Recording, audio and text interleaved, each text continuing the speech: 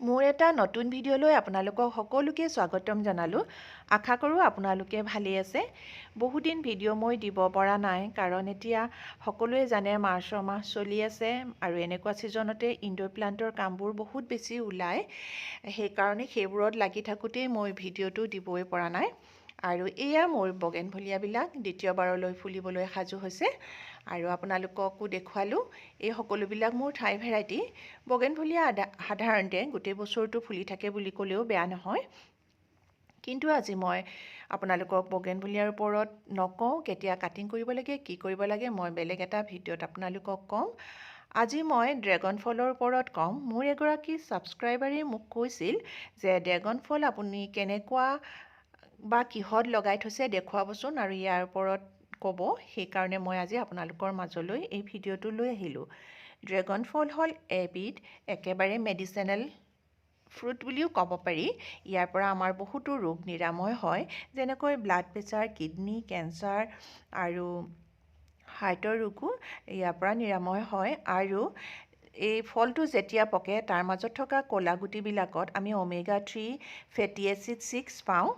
আৰু গতিকে আপোনালোকে সকলোৱে এজোপাকৈ ড্ৰেগন ফল ঘৰতে লগাই ল'ব লাগে। ড্ৰেগন ফল মানে অনেক শাৰীৰিক বেমাৰৰ পৰা মুক্তি পোৱা এবিধ ফল। আৰু এই ড্ৰেগন ফলটো মই য'ত লগাই থৈছোঁ পুলিটো, আৰু এজোপা এতিয়া পুলি হৈ থকা নাই আৰু ডাঙৰ গছ হ'ল, 4 বছৰীয়া এজোপা গছ। আৰু এইজোপা মোৰ আছে এটা 14 ইঞ্চি টাবত। মোৰ দুজোপাই আছে বৰ্তমান, কিন্তু মই বহুতো ফুল মানে ইয়াৰ পৰা ডাল কাটিং কৰি পুলি বনাই ৰাখিছোঁ। আৰু এই মাৰ্চৰ মাহতে ড্ৰেগন ফ্ৰুটবিলাকৰ ডালবোৰ কাটি পেলাব লাগে। যিবিলাক নতুনকৈ পোখাইছে সেই পোখা ডালবিলাক কাটি পেলাব লাগে। আৰু এইটো এটা ভাল সময়। আৰু ড্ৰেগন ফলৰ পুলি এতিয়া লগোৱা এটা উত্তম মাহ এই মাৰ্চৰ মাহত আপোনালোকে লগাই ল'ব। আৰু এই ডালবোৰ যে নতুনকৈ পোখা ডালবোৰ কিয় কাটি পেলাব লাগে আপোনালোকক মই এতিয়া কৈছোঁ। এই ডালবিলাক থাকিলে ড্ৰেগন ফলজোপাত ফুল নাহে আৰু ফল আপোনালোকে নাপাব বেছিকৈ। সেয়েহে নতুনকৈ পোখোৱা কোমলীয়া ডালবিলাক কাটি পেলাব। আৰু যিবিলাক 6 মাহ 7 মাহ হৈছে তেনেকুৱা ডালবিলাক টিপিং কৰি দিব। এয়া মই আপোনালোকক দেখুৱাই আছোঁ টিপিং কৰা। 1 ইঞ্চি বা আধা ইঞ্চি মানতে আপোনালোকে কাটি দিব, আগটো কাটি দিব, তাকে টিপিং কৰা বুলি কয়। তেতিয়া ড্ৰেগন ফলত আপোনালোকে ফুল পাব আৰু ফলো পাব। এই ডালটো যে কাটিলোঁ এইটো বহুত বছৰীয়া পুৰণা, কিন্তু ইয়াত আৰু ফল নধৰে, সেয়েহে মই কাটি পেলালোঁ। আৰু আপোনালোকেও তেনেকুৱা ডাল থাকিলে কাটি পেলাব। আৰু ডালটোত অৱশ্যে কাঁইট কমকৈ থাকিব। আপোনালোকে মন কৰিছেনে এই ডালখিনি যে মই কাটিছোঁ এইখিনিৰ পৰা মই এটা নতুনকৈ পুলি বনাম। এতিয়া আজি কাটিছোঁ, কিন্তু আজিয়ে মই ডালবিলাক নুৰো, কাৰণ ই এটা কেকটাছ ভেৰাইটিৰ হয় ড্ৰেগন ফল।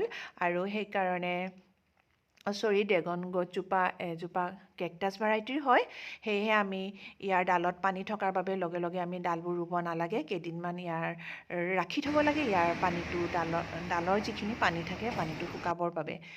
ড্ৰেগন ফলৰ যিবিলাক ডাল ওপৰলৈ যায় সদায় আপোনালোকে হাওলাই দিব। তললৈ হাওলাই দিলেহে ড্ৰেগন গছত ফল ফুল ধৰে। আৰু এপ্ৰিলৰ দ্বিতীয় সপ্তাহৰ পৰাই ড্ৰেগন গছত ফুল আহিবলৈ লয়। বছৰেকত দুবাৰ লাগে ইয়াত আমি পাম ফুল আৰু ফল পাম। সেয়েহে আপোনালোকে এজোপাকৈ নিশ্চয় লগাই ল'ব, মই আপোনালোকক লগাই ল'বলৈ কৈছোঁ।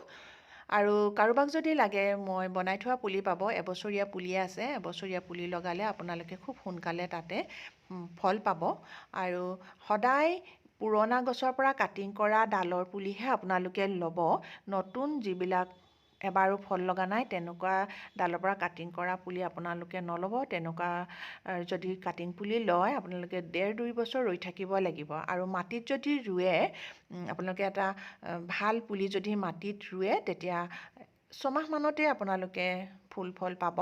কিন্তু যদি টাবত ৰুৱে তেতিয়াহ'লেতো 1 বছৰ লাগিবই, তাৰ পাছতহে আপোনালোকে ফল পাব। আৰু ইয়াত আপোনালোকে কি কি সাৰ প্ৰয়োগ কৰিব লাগে মই আপোনালোকক জনাইছোঁ। ইয়াত সাধাৰণতে যিসকলে ঘৰুৱাভাৱে কৰে তেওঁলোকে গোবৰ, কেঁচুসাৰ, নিমৰ খলিহৈ, সৰিয়হৰ খলিহৈ এইবিলাক দিলেই হ'ব। আৰু যিসকলে বাণিজ্যিক ভিত্তিত কৰে তেওঁলোকে NPK গুড়িত দিব পাৰে বা স্প্ৰে কৰিব পাৰে। আৰু আপোনালোকে 000050 নহ'লে 005234 এইটো NPK গুড়িত দিব পাৰে আৰু সাৰ প্ৰয়োগ কৰাৰ পাছতে বৰুণ বা জিংক স্প্ৰে' কৰিব। বৰুণ 2 গ্ৰাম 1 লিটাৰ পানীত লৈ আপোনালোকে ড্ৰেগন গছজোপাত স্প্ৰে' কৰি দিব, তেতিয়া ফুলবোৰ সৰি নাযায়। বহুত সংখ্যক যেতিয়া ফুল হয় তেতিয়া আপোনালোকে এইটো হোৱাৰ পাছতো এই ফুলবোৰ যেতিয়া সৰি যায় তেতিয়া আপোনালোকে কিন্তু বৰণ বা জিংক স্প্ৰে' কৰিবই লাগিব, তেতিয়াহে ৰ'ব। আৰু আমি ঘৰুৱাভাৱে কৰিলে খুব বেছি আমাক ফল নালাগে, আৰু যিসকলে বাণিজ্যিক ভিত্তিত কৰে তেওঁলোকৰ বহুতো লাভৱান হ'বলৈ বিচাৰিলে এই ৰাসায়নিক সাৰো প্ৰয়োগ কৰিব লাগিব। আপোনালোকে DAPও গুড়িত দিব পাৰিব। আৰু এনেধৰণে ড্ৰেগন ফলবিলাকত আপোনালোকে যিকোনো ষ্টেণ্ড বনাই দিব পাৰিব। মই সেইকাৰণে এয়া চাইকেলৰ টায়াৰ ৰিং আনি থৈছোঁ, ইয়াৰ পৰা মই ষ্টেণ্ড বনাম। কেনেকৈ বনাম মই আপোনালোকক দেখুৱাম, কিন্তু এতিয়া হয়তো মই নবনাওঁ, অলপ দিন লাগিব, আৰু নতুনকৈ মই পুলিও লগাম, তেতিয়া মই আপোনালোকক দেখুৱাম। এতিয়া মই কাটিং আৰু ইনডোৰ প্লাণ্টবিলাকতেই অকণমান গুৰুত্ব দি আছোঁ বেছিকৈ, সেইকাৰণে এইডাল ষ্টেণ্ডডাল আনি থ'লোঁ বহুত দিনতে, কিন্তু বনাব পৰা নাই, আৰু ভিডিঅ' মই আপোনালোকক দিব পৰা নাই। বহুতখিনি কাটিং কৰি আছোঁ, মই লাহে লাহে আপোনালোকক দেখুৱাই থাকিম। আৰু আজিলৈ মোৰ ভিডিঅ'টো আৰু বেছি দীঘল নকৰোঁ, লগতে আপোনালোকক মোৰ নতুনকৈ আকৌ এবাৰ দ্বিতীয়বাৰলৈ ফুলিব লোৱা বগেনভিলিয়াবোৰো দেখুৱাই গ'লোঁ। কেনেকুৱা পালে ভিডিঅ'টো জনাব। যদি মোৰ ভিডিঅ'টো ভাল পালে লাইক, শ্বেয়াৰ আৰু ছাবস্ক্ৰাইব কৰিবলৈ নাপাহৰিব। যিসকলে সদায় চাই থাকে মোৰ ভিডিঅ'টো, তেওঁলোকলৈ মোৰ অশেষ ধন্যবাদ থাকিল। আৰু আপোনালোকে মই ড্ৰেগন ফলৰ ওপৰত কোৱা কথাখিনি কেনেকুৱা পালে মোক কমেণ্টৰ যোগেদি জনাবচোন। আৰু এইখিনি মোৰ গ্ৰাফটেড বগেনভিলিয়া আছিলে।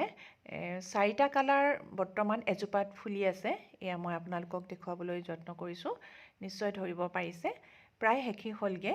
যিবিলাক 8টা আৰু 7টা কালাৰ আছিলে সেইখিনি বিক্ৰী হৈ শেষ হৈছে, আৰু এইখিনি খুব ধুনীয়াকৈ ফুলি আছে, সেয়েহে আপোনালোকক আকৌ এবাৰ দেখুৱালোঁ। এইটো এটা খুব ধুনীয়া ভেৰাইটি বগেনভিলিয়া, ইয়াৰ পুলি আছে মোৰ ওচৰত, আপোনালোকে বিচাৰিলে পাব। আজি লৈ আহিছোঁ, ধন্যবাদ।